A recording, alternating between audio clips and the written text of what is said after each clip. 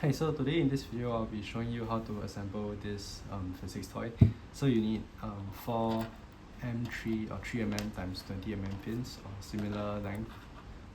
You can verify whether it works through like the length. So it doesn't have to be exact, but should be around there. And then M4 times 6 flat head screws. Again, it doesn't have to be exact, but around there. So first you have 2 of these identical pieces, and so each screw goes on each hole here. It's self-tapping, so you don't need like a nut. So just tap the screw in. If your screw doesn't fit, check your printer tolerances, because this is designed to be able to tap quite easily. So because it's self-tapping, don't tighten too tight, so once it's snug, it's fine. And then after you have one screw at one end, you can put 2 pins, slide 2 pins in, and then take another screw and then secure the other end so that the pins don't fall out. So the same thing, self-tap.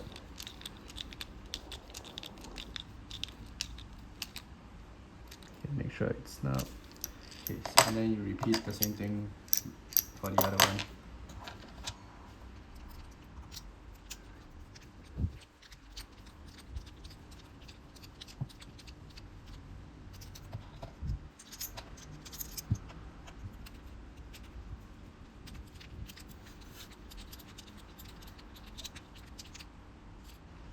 Okay, so now that you are done with both of them, you can assemble them together.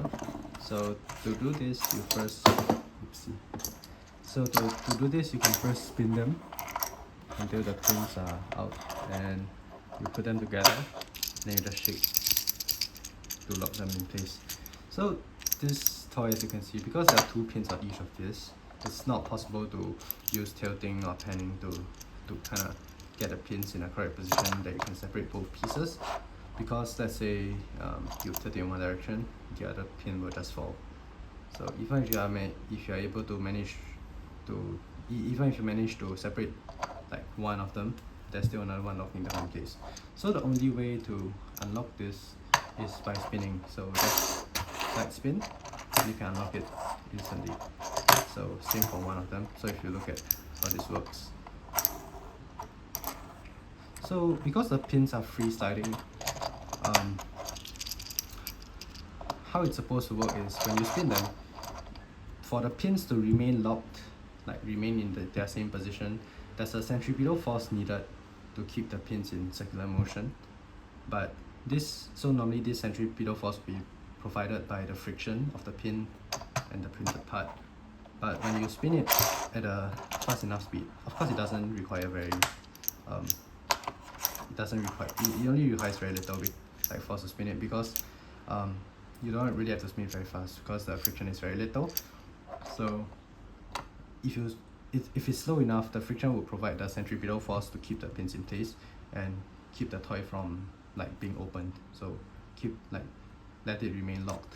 But when you at a certain point, the friction is insufficient to provide this centripetal force, so the inertia of the pins sort of pushes them outwards to the ends, hence opening a hole and allowing both of these pieces to separate.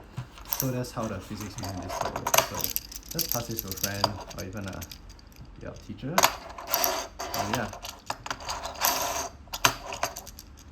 that's how it works.